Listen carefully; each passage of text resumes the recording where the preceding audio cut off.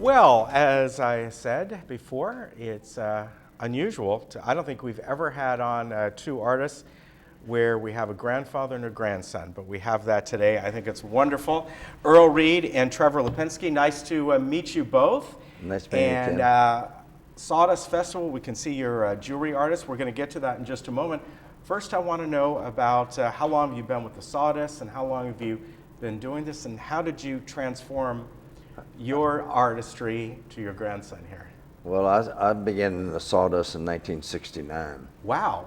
And I've been there ever since, and I That's started out as a sculptor. Uh-huh. And then this guy across from me, he said, I wasn't selling any of my sculptures. So he said, bring out your jewelry, because we used to just play around. I made a bunch of jewelry, so I bought out, in 1970, I bought out 25 rings that I had, and they sold in a week. So that's how I became a jeweler.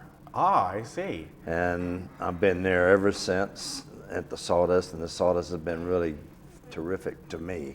Yeah, well, you know what? You're the longest of all of the people we've had on. I don't think anyone goes back to 1969. Yeah, 69 was no charge to get in. Yeah. And all we did was drink Red Mountain wine because there wasn't too many people there. That's true. And was it smaller then? Did it expand in size? Or yeah, was it just there was about 30 artists in 1969. Okay. And that was, and then we tried to advertise to get more artists in. Yeah. And that's the only year we brought them out from out of town. There was a few artists from out of town in 1970. Neat. I can imagine what it was like, 1969 in an artist community. Yeah. It was probably a lot of fun. It was a lot of fun back then. I bet. It's changed. I mean, in 73, you couldn't even walk through the grounds. It was so packed. Wow. So just in a few short years, it really changed. Yeah. I mean, it was 73, 74, and 75. Wow. I thought I turned my phone off. That's all right. Let me talk to you, Trevor.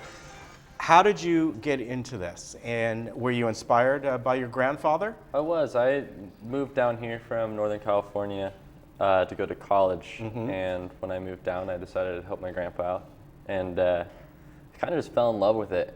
It's really creative. It's a fun outlet. And started welding with him. And he's been teaching me ever since. So I've been there with him for 5-6 years now. Oh, wow. Do you guys share a booth? Yeah. You do? Okay. What's the name of the booth, by the way? Is it under Earl your Reed name? Jewelry. Okay. And will it stay that way as your grandson begins to take over? I hope it stays there. It will. You're going to keep the name set. Well, you know what? People identify with that name. Yeah. It's as simple as that. I've been around so long, and everybody knows. Yeah. What about beyond the Sawdust? Do you guys have a gallery? Do you work at a studio? I work out of a garage now. I used to have a shop on North Coast Highway. Okay. I had that from 1992 until 2002. And then the rent went up so high. Yeah. I had to move out, and so I just said, I'm just going to do the Sawdust. Right. I'm 80 years old now, and so it's time for me. Well, I wouldn't have guessed you that old, to be honest with you. Well, thank you, No, Ken. I really wouldn't have. What about you? What are your plans as far as doing this for the Sawdust? And do you look to become, are you a jeweler full time? Actually, I just finished up school, and yeah, I do want to take it on full time. He's built a pretty big legacy at the Sawdust Festival, and I'm excited to tackle it and try to make it something of my own a little bit. So maybe have your own studio or gallery one day? Or, hopefully. Yeah. I don't know. We'll see where it goes. Well, let's talk about your pieces here, and I'm going to look at a couple of them here. What I'm going to do is kind of hold them up right over here. I usually kind of do this because we can see them pretty easy. Is that good? You want that there? I'm going to ask the guys there. And the material you use and the stones you use. Okay, that's amethyst, and the material I use is it's bronze, and then we plate it after. Okay. We make it out of bronze, and then we plate it in 14 karat gold, and that has 50 mils of gold on it. And 50 mils is the thickness of it? Yeah, so the it shouldn't thickness rub of the off gold. then. Okay. It shouldn't rub off. Okay. And this. Let's look at these here. Okay, the bracelet's done in rhodium. It's plated with rhodium. Rhodium. Now, what is that? I've heard of it. Rhodium I'm is. going to put a couple of these out here so we can kind of. It comes from Russia, and the rhodium came over here, and that's what they plate platinum with to make platinum shiny. Gold Oh, rings too. I see. White And gold is so- often plated in rhodium as well. Really? Mm-hmm. Wow. And so it's all I know about it. It's expensive. Yeah.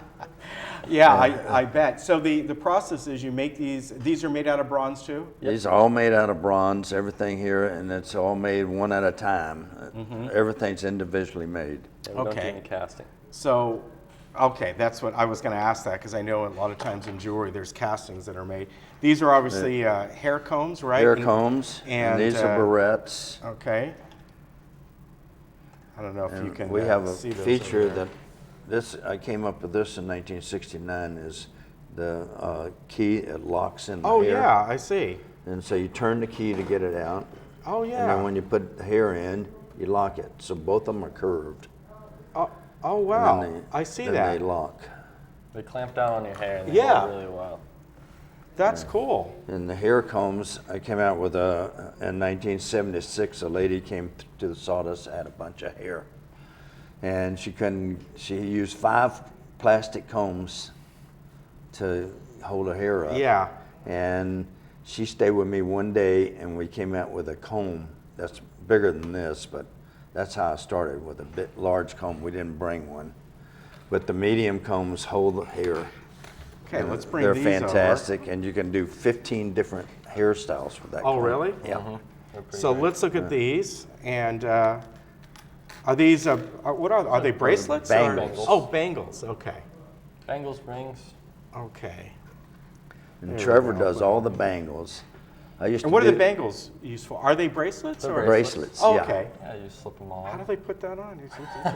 Little arms, Yeah, little arms. little hands. Yeah. And I used to do those back in the 60s and 70s, but then I went to other things, and I didn't do them until Trevor came to work, and I said, Trevor, we had to come out with the bangles, so he's made all the bangles. Very good. And these are the same. They're bronze? It's all bronze. Okay. Now, I notice on here, it may be hard to see on camera, but do you get this, the flatness here by pounding it? Or It's how do you all do that? hammered. Hammered. Oh, it's all hammered. Okay. Wow. It's a lot of work. Nice. Yeah, A lot I of would work. say yeah, definitely. On your, have you been in the same location for many years, or you move around? over there? I'm moved around, but I stay in a location. I was on top of the hill for about 12 years. And now I'm back. I started coming back down the hill because the older I get, I can't carry the wood up that far. Yeah. It's hard because you got to build your own booth. Yeah. What about the Winter Fest? Do you do that? I do the Winterfest by myself, Okay. and yeah, give him a break for the Yeah. rest of the year. So, Earl, what about you? You plan to be a part of the Sawdust? Keep going for a while? I'm until going to your go for grandson's 50 got- years. Got it. 2 more years. 2 more I years? have 50 years in 2 Wow, years. That's amazing. Yeah, I don't think I've ever come across, I think the longest, most of the people I've talked with, maybe I've heard people like 17, 18 years, but never that long. Yeah. When did it start? It started in and the grounds it is right now. Yeah. It started in 1968. Okay.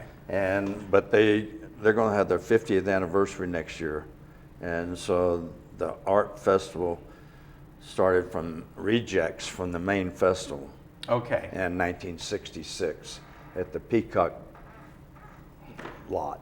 Okay. That was behind Jolly Rogers at Oh, the yeah, time. sure. So it started It just used a to be an empty little lot parking there. lot Yeah. type of thing. That's amazing. And that's how it all So you're going to started. keep going with it. Yes, sir. And what, you said you went to school here or up north?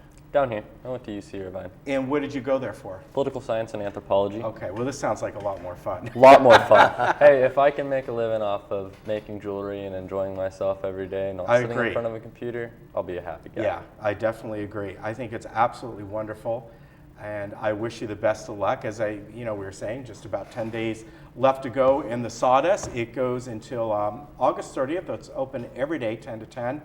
And I always tell people I enjoy it in the evenings the most. It's It's beautiful. a great time. Everybody should come. Yeah. Yeah. Everybody should Best time to really, I find, to get down there is parking-wise. If you're going down there in the evening, make your way down there about 4:30 or so, right before the evening crowds for the pageant of the Masters.